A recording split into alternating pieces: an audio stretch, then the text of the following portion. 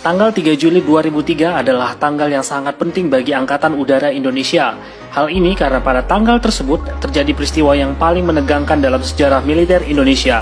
Apalagi peristiwa ini terjadi saat kekuatan militer Indonesia sangat lemah akibat embargo militer yang diberlakukan Amerika sejak beberapa tahun sebelumnya. Pada tanggal tersebut, untuk pertama kalinya pesawat tempur F-16 Indonesia nyaris terlibat bentrok dengan pesawat tempur FA-18 Hornet milik Angkatan Laut Amerika. Dan ini bukanlah sebuah latihan, tetapi bentrok yang benar-benar nyata terjadi yang bisa saja berakibat fatal bagi hubungan Indonesia dan Amerika. Bagaimana hal ini bisa terjadi? Dan seperti apa hasilnya? Kita akan membahas dalam video kali ini. Kejadian ini bermula saat kapal induk USS Carl Vinson CVN-70 milik Angkatan Laut Amerika sedang berlayar dari Selat Malaka menuju Australia. Kapal induk ini berlayar bersama dengan kapal-kapal perang pengiringnya. Tidak hanya itu, di atas geladaknya terdapat hampir 100 unit pesawat tempur FA-18 Hornet. Jumlah pesawat tempur ini tentunya jauh lebih banyak daripada jumlah pesawat tempur Indonesia saat itu. Ketika sampai di sekitar Laut Jawa, tepatnya di dekat Pulau Bawean, beberapa unit pesawat tempur FA-18 Hornet terbang dari atas kapal induk USS Carl Vinson dan melakukan manuver latihan. Manuver latihan pesawat tempur Amerika ini dilakukan tanpa meminta izin kepada Indonesia sama sekali. Padahal lokasi mereka jelas-jelas berada di atas Laut Jawa yang merupakan wilayah kedaulatan Indonesia. Sebelum kita lanjutkan, pastikan teman-teman sudah subscribe channel analisis militer ini ya. Parahnya lagi, manuver pesawat tempur FA-18 Hornet milik Angkatan Laut Amerika ini sempat mengganggu keamanan penerbangan sipil di Indonesia. Dikabarkan, dua penerbangan sipil Indonesia yaitu Burok Airlines dan Mandala Airlines melaporkan kepada pihak terkait tentang gangguan yang ditimbulkan oleh pesawat tempur Amerika ini. Apalagi Amerika dalam aksinya sama sekali tidak melaporkan hal tersebut ke otoritas penerbangan terkait, sehingga hal ini tentu sangat berbahaya bagi penerbangan sipil di Indonesia. Selain itu, tindakan Amerika ini jelas-jelas merupakan sebuah bentuk pelecehan luar biasa bagi kedaulatan wilayah Indonesia. Militer Indonesia tentu tidak mau tinggal diam atas pelecehan dan aksi berbahaya dari Amerika tersebut. Meski saat itu hanya beberapa unit dari 11 jet tempur F-16 Indonesia yang bisa terbang, pihak militer Indonesia tidak mau Amerika seenaknya saja melecehkan kedaulatan Indonesia. Setiap pihak yang melecehkan kedaulatan Indonesia harus ditindak meski yang dihadapi adalah raksasa yang super kuat sekalipun. Pihak militer Indonesia memutuskan untuk menghentikan aksi Amerika tersebut dengan menerbangkan dua unit pesawat tempur F-16 Block 15 Ocu berkursi tandem. Satu pesawat tempur diawaki oleh Kapten Penerbang Ian Fuadi dan Kapten Penerbang Fajar Andrianto dengan Sandi Falcon 1, serta satu lagi diawaki oleh Kapten Penerbang Tony Herianto dan Kapten Penerbang Sutrio Utomo bersandi Falcon 2. Kedua pesawat tempur Indonesia ini diberikan misi untuk mengidentifikasi secara visual pesawat tempur pengganggu tersebut. Dalam misi ini diperintahkan untuk menghindari konfrontasi, tetapi untuk menjaga kemungkinan terburuk, kedua pesawat tempur F-16 Indonesia ini masing-masing dilengkapi dengan dua unit rudal IM-9P4 Sidewinder dan 450 butir amunisi kanon kaliber 20 mm. Dalam bahasa sederhananya, tugas kedua pesawat tempur ini adalah memperingatkan pesawat tempur Amerika untuk menghentikan aksinya, bukan untuk menembak jatuh pesawat Amerika tersebut. Tetapi jika bandel dan melawan, mau tidak mau ya harus dihajar dengan rudal yang dibawa, meski tentu itu adalah pilihan yang terakhir. Tidak lama setelah lepas landas, kedua pesawat tempur F-16 Indonesia ini sudah berada di dekat lokasi pesawat tempur FA-18 Hornet Amerika. Namun kehadiran jet tempur Indonesia ini disambut dengan sikap permusuhan oleh kru jet tempur Amerika.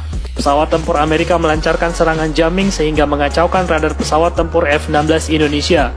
Tidak hanya itu, jet tempur Amerika tersebut juga sudah membidik salah satu pesawat tempur F-16 Indonesia. Jika mau tinggal menekan tombol tembak, maka rudal akan meluncur menghancurkan F-16 Indonesia. Jet tempur dengan Sandi Falcon 1 itu pun bermanuver ekstrim untuk menghindari dari sergapan jet tempur Amerika.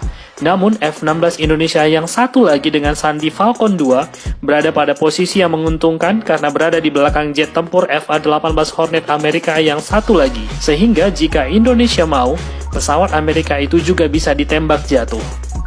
Namun karena misi yang diemban hanyalah misi identifikasi, maka kru jet tempur Indonesia memutuskan untuk menghindari konflik.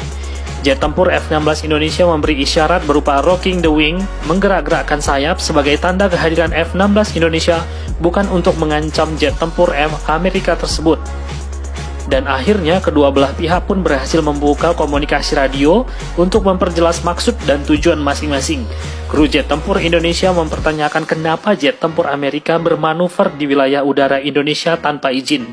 Namun pihak Amerika bersikeras mereka berada di wilayah udara internasional sehingga mereka tidak memerlukan izin dari Indonesia.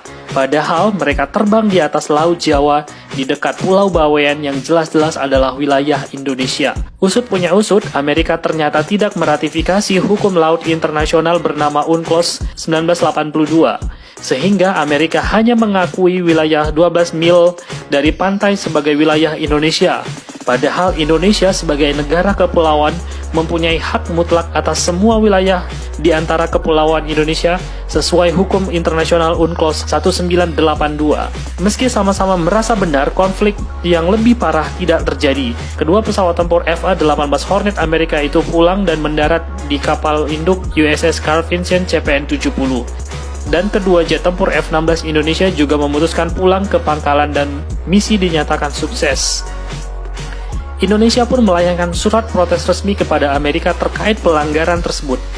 Nah, meski tidak terjadi konflik dan pelanggar kedaulatan Indonesia tidak ditembak jatuh, tindakan berani militer Indonesia ini menunjukkan Indonesia berdaulat atas wilayahnya dan akan bertindak meski lawannya adalah negara yang super kuat seperti Amerika sekalipun. Padahal pada saat itu kondisi militer Indonesia sangat memprihatinkan akibat embargo militer sejak tahun 1999. Bahkan dari 10 unit jet tempur F-16 Indonesia, hanya beberapa unit yang bisa terbang. Di sisi lain, pihak yang dilawan adalah iringan kapal induk Amerika yang membawa hingga 100 unit pesawat tempur FA-18 Hornet yang jauh lebih canggih. Ibarat kata, pertarungan Indonesia melawan Amerika kala itu seperti pertandingan David melawan Goliat. Meski demikian, nyali personil militer Indonesia sama sekali tidak gentar demi kedaulatan Indonesia. Peristiwa menegangkan di Bawean tahun 2003 itu sekarang dikenal dengan nama peristiwa Bawean. Peristiwa ini juga menjadi pemicu Indonesia kembali mulai beralih membeli pesawat tempur buatan Rusia. Salah satunya adalah pembelian 4 unit pesawat tempur Sukhoi Su-27-30 pada tahun 2004 yang lalu. Pembelian ini adalah reaksi Indonesia atas aksi Amerika yang mengembargo militer Indonesia dan aksinya di peristiwa Bawean 2003. Dan selanjutnya, seperti kita ketahui, Indonesia terus menambah jumlah pesawat tempur Sukhoi-nya hingga berjumlah 16 unit Sukhoi Su-27-30 hingga saat ini.